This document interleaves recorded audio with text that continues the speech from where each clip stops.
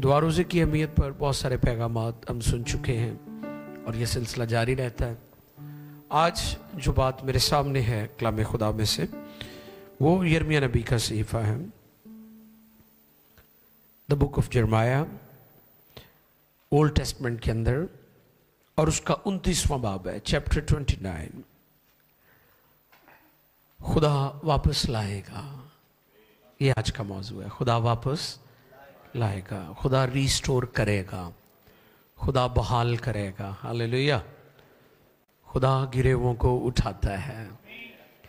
यिर्मयाह के नाम का मतलब यही है, यहोवा गिरेवों को उठाता है, यहोवा आगे बढ़कर थाम लेता है और यहोवा ही सरफराज करता है। कितना खूबसूरत नाम है यिर्मयाह का। और 29वां बाब 10वीं आयत से तिलावत करेंगे जी। खुदा के कलाम मुकद्दस में यूँ रकम है, क्योंकि खुदावन यूँ फरमाता है कि जब बाबुल में 70 बरस गुजर चुकेंगे तो मैं तुमको याद फरमाऊंगा और तुमको इस मकान में वापस लाने से याद फरमाऊंगा और तुमको इस मकान में वापस लाने से अपने नेक कॉल को पूरा करूंगा, क्योंकि मैं तुम्हारे हक में अपने ख्यालात को जानता हूँ। खुदावंद फरमाता है यानी सलामती के ख्यालात, बुराई के नहीं, ताकि मैं तुमको नेक अंजाम की उम्मीद बख्शूं। 14वीं आयत तक पढ़ लिया। तब तुम मेरा नाम लोगे और मुझसे दुआ करोगे और मैं तुम्हारी सुनूंगा और तुम मुझे ढूंढोगे और पाओगे जब पूरे दिल से मेरे तालिब होगे और मैं तुमको मिल जाऊंगा। खुदावंद फरमाता है और मैं तुम्हारी असीरी को माकूफ करूंगा और तुमको उन सब कौमों से और सब जगहों से जिनमें मैंने तुमको हाँक दिया जमा कराऊंगा। खुदावंद फरमाता है और मैं तुमको उस जगह में जहां से मैंने तुमको असीर करवा कर भेजा वापस लाऊंगा। हालेलुया।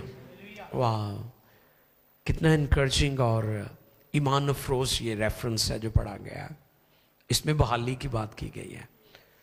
तो जो आयत, जो टॉपिक, जो बात मेरे सामने थी वो ये थी, खुदा वापस लाएगा, खुदा रिस्टोर करेगा, बकिया को वापस लाएगा, जो बच जाएंगे। यिर्मयाह ने इन दोनों किताबों को कलमबंद किया, यिर्मयाह और नोहा, मातम।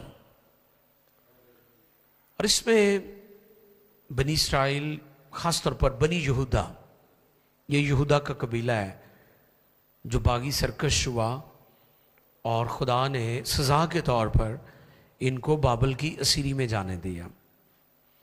और जब यिर्मयाह ने इनके खिलाफ नबूवत की तो वो नबूवत पूरी हुई और बाबल ने यरूशलेम बर्बाद कर दिया, हैकल बर्बाद हो गई, सब कुछ तबाह हो गया। तो फिर खुदा ने यिर्मयाह ही की मार्फत कलाम किया था कि जब 70 साल पूरे हो जाएंगे, असीरी का वक्त पूरा हो जाएगा, तो मैं इनको वापस लेकर आऊँगा। हालेलुया। और जो आयत हमने पढ़ी है 10वीं आयत से 14वीं आयत तक, इसमें वो सारी डिटेल्स मौजूद हैं कि ये कैसे कैसे होगा। ये चंद एक बातें मैं आपके खिदमत में आज रखना चाहता हूँ। कई दफ़ा खुदा कुछ चीज़ों को हमारे लिए अलाउ करता है, उन्हें इजाज़त दे देता है। ईमानदारों पर दो तरह से मुसीबत आती है, एक खुदा की मर्ज़ी के साथ आजमाने के लिए, जैसे अय्यूब आजमाया गया, और दूसरी हमारी गलतियों की वजह से सज़ा के तौर पर, जब हम नाफरमानी, बगावत, सरकशी करते हैं तो हम दुख उठाते हैं। लेकिन खुदा रहीम है, खुदा मेहरबान है। जैसे माँ बाप बच्चे 12 गलतियां करते हैं फिर भी उनको गले लगा लेते हैं। पिदराना यानी खुदा के अंदर बाप की शफकत भी मौजूद है और मां की बेमिसाल मोहब्बत और प्यार भी मौजूद है। खुदा के लिए जोरदार तालियां बजाएं। खुदा की जात से जुड़ी हुई चीज सबसे खूबसूरत चीज, यूं तो खुदा के जो एट्रीब्यूट्स हैं, खुदा के अंदर जो खूबियां हैं वो बेशुमार हैं, लेकिन सबसे बड़ी खूबी गॉड इज गुड, खुदा भला है।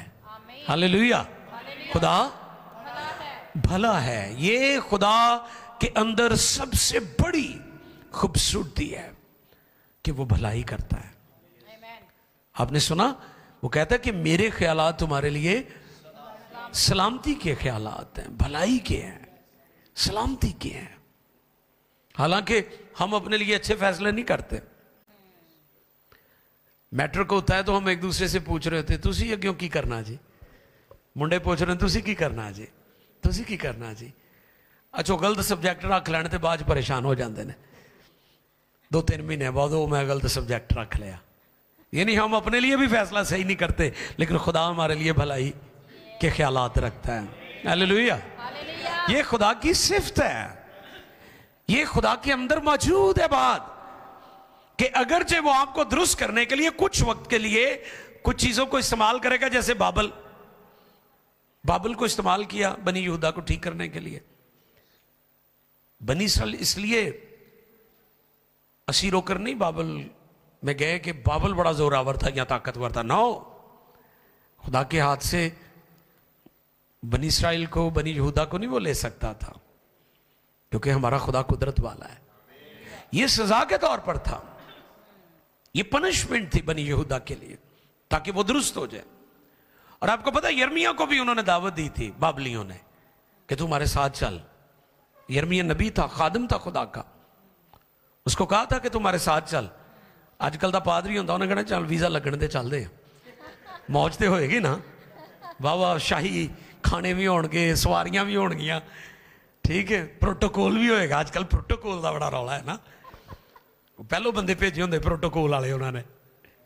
अक्सर हम क्रूसर्स में जाएं तो एवं जाके बह जाइदा ना, तो पूछणगे भाई साहब आ गए ने, कहणगे जी आ गए ने, तो प्रोटोकॉल कितने आ। मैं कहा जी प्रोटोकॉल वाले असी पादरी नहीं है, हम तो अपने बादशाह को ही प्रोटोकॉल देते हैं। Hallelujah, he is king of Kings. यिर्मयाह ने कहा नहीं, आई एम स्टेइंग हियर, मैं यहां रुकूंगा, मैं यहां रहकर अपने लोगों की मदद करूंगा। अगरचे खुदा नाराज था, लेकिन यिर्मयाह वहां पर खड़ा रहा।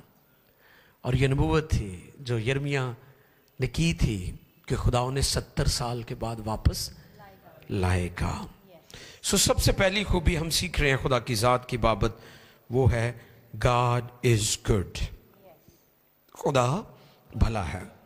मैंने पिछले दिनों एक टॉपिक पर दुआ के ताल्लुक से मैसेज दिया था, वो ये था खुदा की शफकत हमारी दुआ की बुनियाद है। हालेलुया, तुसी जिन्ने मर्जी चंगे हो जाओ, जिन्ने मर्जी तुसी कहो जी मैं बड़ा नेक हाँ, पाक हाँ, पारसा वा, दुध ना धुलिया होया मैं, तुसी फिर भी खुदा दे म्यार ते नहीं उतर सकते, क्योंकि वो पाक है। आप फिर भी शरीयत पर नहीं उतर सकते। आप जो मर्जी कर ले, जितनी मर्जी रियाजतें, इबादतें, नमाजें, रोजे कर ले, आप खुदा के म्यार पर नहीं उतर सकते। ये खुदा की शफकत है कि आप उसके हुजूर आते हैं। ये पहली बात है। हमारी दुआ की बुनियाद हमारी जाती रासबाजी नहीं है, हमारा रोजा या नेकियां नहीं है, खुदा की शफकत है। सो इस बात को नेवर, कभी ना भूलें कि गॉड इज गुड, खुदा भला है। ये पहली बात हमने सीखी है। दूसरी बात, नाकामी कामयाबी से ज्यादा सबक सिखाती है। आपको पता, कामयाब होने वाले तो अपनी नाकामियों को नजरअंदाज कर देते हैं। जो टीम जीत जाए, क्रिकेट की हो, फुटबॉल की हो, हॉकी की हो, कोई भी कंपटीशन में टीम जीत जाए, अगर वो विनर हो जाए तो वो अपनी खामियां भी भूल जाते हैं।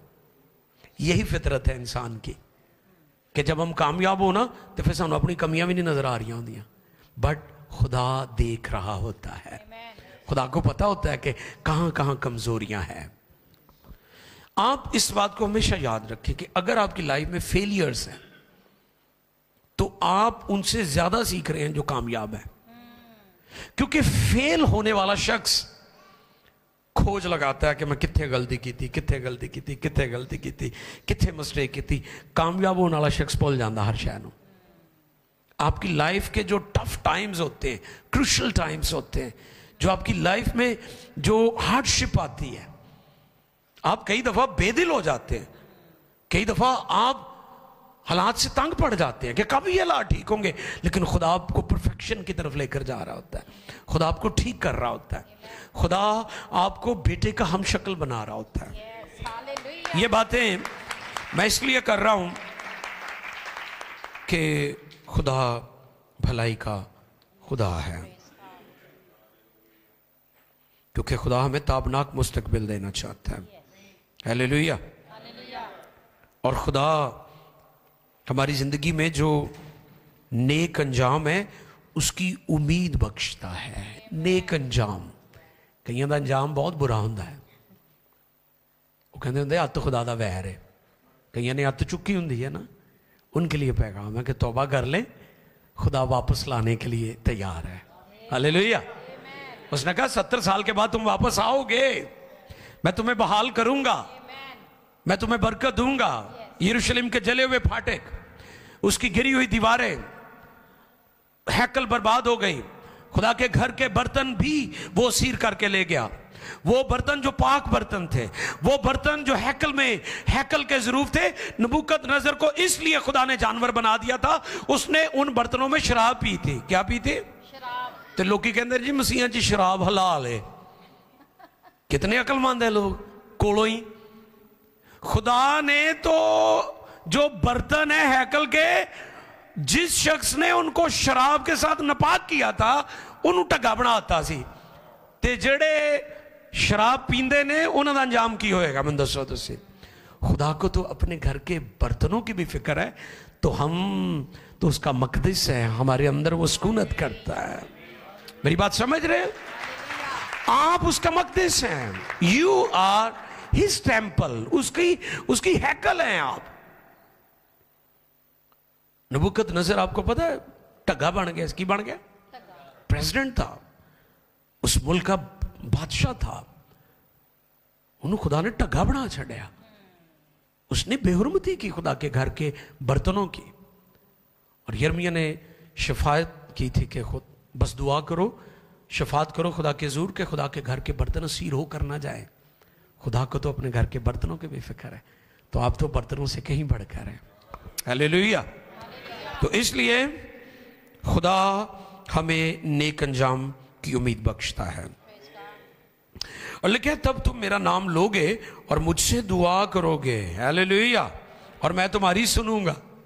हालेलुया। तुम मुझसे दुआ करोगे। क्या करोगे? दुआ करोगे। तो आज क्यों इकट्ठे हुए हैं? बस यही बात हम आपको फीड करना चाहते हैं इधर, कि आपके पास सबसे पावरफुल टूल जो है वो दुआ है। बदी की कुफ्तों के खिलाफ, बदरुओं के खिलाफ, हालात के खिलाफ, मुखालफत के खिलाफ, तासब के खिलाफ खड़ा वही रहता है जो दुआ गो है। दूजे नहीं खड़े रहने। जो दुआ गो लोग नहीं है वो तो हालात का मुकाबला ही नहीं कर सकते, ना इबलीस दा ना इबलीस दे फरजंदा दा। आप देखिए कितने बिच्छू, कितने सांप जंगल में। ये दुनिया जंगल की तरह है इस वक्त। इंसान इंसानों को डस रहे हैं। अगर आप और मैं हम सब महफूज हैं तो ये उसके फजल की बदौलत है, वरना ये बिच्छू ये सांप आपको खा जाएं। और वो महफूज रहेंगे जो दुआ में बैठने वाले लोग हैं। वो मुकाबला कर सकेंगे इन हालात का, बाकी नहीं कर सकेंगे। रुपए पैसे की बरकत के लिए हम खुदा का शुक्र करते हैं, लेकिन याद रखें रूहानी चीज़ों का कोई मुतबादल नहीं है। जो काम दुआ ने करना है वो कोई और चीज़ नहीं कर सकती। और फिर लिखा पूरे दिल से तालिब हो गए। कौन से दिल से? पूरे दिल से, ना अद्धे दिल ना। मैंने बताया था एक दिन कि दाऊद का पूरा दिल, साउल का आधा दिल, सुलेमान का आधा दिल और साउल का संगीन दिल। तीन दिलों मैं पेश किया। किन्ने दिल ने जरा नोट कर लो। केड़ा केड़ा? दाऊद का दिल पूरा, ते सुलेमान का अद्धा अद्धा, अद्धा जिस्मानी भी हो गया ना, लिखा खुदाम का। और सुलेमान का दिल खुदाम से फिर गया, अद्धा दिल। ते साउल ने तो ठान लिया सी ना भी मैं करनी अपनी मर्जी है, खुदा जो मर्जी कही जाए। संगीन दिल, कितने दिल हो गए? वो दिल जिसके बारे में खुदा कहता है बंदा मेरे दिल के मुताबिक है, वो दाऊद है। हालेलुया। खुदा का दिल सुलेमान से नाराज हुआ क्योंकि उसका दिल खुदा से फिर गया। अद्धा दिल, हाफ, 50-50 सदके जावा यसु मसीह तो बारी जावा बाले शाह तो। वो अम्मा सी ना, उन्हें फोटो लाई यसु दी भी लाई ते नाल किसी होर दी भी लाई हुई। तो उन्होंने कहा अम्मा जी आ के कीता है? कहती सदके जावा यसु तो बारी जावा एदे तो, ना इहदे नाल बगाड़ी है ते ना इहदे नाल बगाड़ी है। जो इहदा टाइम हुंदा आपां गिरजे दी घंटी वजदी इधर भी तुर जाईदा, जो साल बाद इहदा भी हुंदा है प्रोग्राम ते आपां इत्थे भी तुर जाईदा है। कई मसीह भी इवें दे ने, ये उनके लिए मैसेज है। तो पूरा दिल दे खुदा को। और क्या लिखा है कि पूरे दिल से मेरे तालिब होंगे। हालेलुया। और मैं तुमको, हालेलुया, मैं तुमको ये मिलदा उन्होंने ही जेडे पूरे दिल नाल कदमां च आंदे। बाकी तो टक्करा मारन दी दुनिया, बाकी तो टक्करा मार रही है दुनिया। कभी कोई किते जा रहा है, कोई किते जा रहा है, कोई पैदल जा रहा है, कोई नंगे पैरी जा रहा है, कोई संगल गाल च पा के जा रहा है, कोई मोढे ते भार चुक के जा रहा है, किसी का साइकिल पंचर होया है, किसी का व्हील कप खुलिया होया जांदे आ। लेकिन उनको मिलता नहीं है, मिलता उनको है जो पूरे दिल से उसके कदमों में आते हैं। हालेलुया। उसके तालिब होते हैं, जीवन उससे देते हैं, उनको मिलता है। खुदा वापस लाएगा। आज का टॉपिक है खुदा वापस लाएगा पूरे दिल से। फिर दिल की मुरादें पूरी होंगी। वो अपने महबूब को तो अक्सर कहते हैं, कहते फिर की जरूरत है कहन दी, मांगो तो तुमको, ढूंढो तो पाओगे, दरवाजा खटखटाओ। कहते जो महबूब नूं नींद च ही दे दिंदा है तो मसीहां नूं तो फिर सौण दो तुसी। कई ने ना दिल करदा काम ते जान नूं, मां भी कहंदी अज इतवार है रहन दे, ऐ इत्थे मेरे पुत्र दे सौण दा टाइम हुंदा है। तो फिर भी दुआवां करदी खुदावंद वड्डा अफसर बने। वड्डा अफसर किवें बनेगा जो उठेगा ही नहीं थे, इसलिए उन्होंने उठन की भी आदत पाओ। महबूब को मैंने इस पर थॉट शेयर किया था, या मांगे या महबूब बन जाए। ना असी मंगते हैं ते ना असी महबूब आ। उस लैवल ते हले पहुंचे ही ने ना, हले तो जिस्मानी ख्वाहिशा ने जकड़िया होया सानू। हाँ जी, हर ख्वाहिश पे दम निकलता है। क्या है? हजारों ख्वाहिशें हैं, हर ख्वाहिश पे दम निकलता है। हाय हाय, शायरी इन्हों ही आंदी, मैनू किदों आंदी है। हजारों ख्वाहिशें हर ख्वाहिश पे दम, हर हाय हाय। तो असी तो ये चो नहीं हले निकले, इस ने निकले। तो महबूब कहाँ? महबूब कुर्बानियां देते हैं। महबूब अपने जिसका वो महबूब होता है, वो उसकी लगन में उसकी तरफ उसका ध्यान रहता है। हमारी तो मोहब्बत में भी खोट है खुदा के लिए, खुदगर्जी पाई जाती है और बार बार हम बरगश्तगी और बगावत और नाफरमानी करते हैं। हम कहाँ पर खड़े हैं? तो आज ये बात फिर से मैं दोहराता हूँ, या मांगे या महबूब बन जाए। तुम मांगते हो, तुम्हें मिलता नहीं, क्योंकि इसलिए कि बुरी नीयत से, नीयत भी खोटी है, नीयत भी खोटी है। कमेटी निकलेगी, प्राइज बांड निकलेगा, तो फिर खुदा नूं दांगे। ठीक है, वो भी विचों कई मैनू कहणगे वो भाई साहब वो बाहरों पैसे मंगाने विचों तुहानूं भी दांगे, ये नहीं मैनू भी खराब करन दे ने। मैं उन्होंने कहना कि मैनू 33 साल हो गए ने यीशु च, मैंने एक दिन भी खुदावंद की बेवफाई नहीं देखी, बल्कि वफादारी देखी है हमेशा। आपको पता है बिशप पोलीकार्प जो यूहन्ना का शागिर्द था, हम उसकी भाई शायद भी साथ है, ओके, हम गए थे तुर्की में और वहाँ पर बिशप पोलीकार्प का चर्च हमने विज़िट किया। तो बिशप पोलीकार्प को जब खंजर मारने लगे या कत्ल करने लगे तो उसने कहा इतने साल मेरी ज़िंदगी के गुज़रे हैं, खुदा ने मेरे साथ बेवफाई नहीं की आज तक, तो मैं अपनी जान बचाने के लिए उसके साथ कैसे बेवफाई कर दूँ। तू अपनी भाई छुरी चाकू तेज़ कर मैनू मार। ये वो लोग हैं जिनके नाम आज भी रोशन है। तो अजीज़ो आप महबूब बने फिर नींद च मिलना है तो या फिर कदमां च बहना शुरू कर दो। महबूब वाला लेवल तो अभी नहीं मारा आया, लेकिन मांगने की रूटीन को कभी ना छोड़े। मांगो तो तुमको दिया जाएगा, ढूंढो खटखटाओ तो तुम्हारे लिए। और आज का मौजू क्या है? खुदा वापस लाएगा। आए झुके उससे कहें खुदावन तू वापस लाता है, तू बहाल करता है, तू गिरेवों को उठाता है। तेरा काम गिराना नहीं है, गिरेवों को उठाना है। झुक जाएं।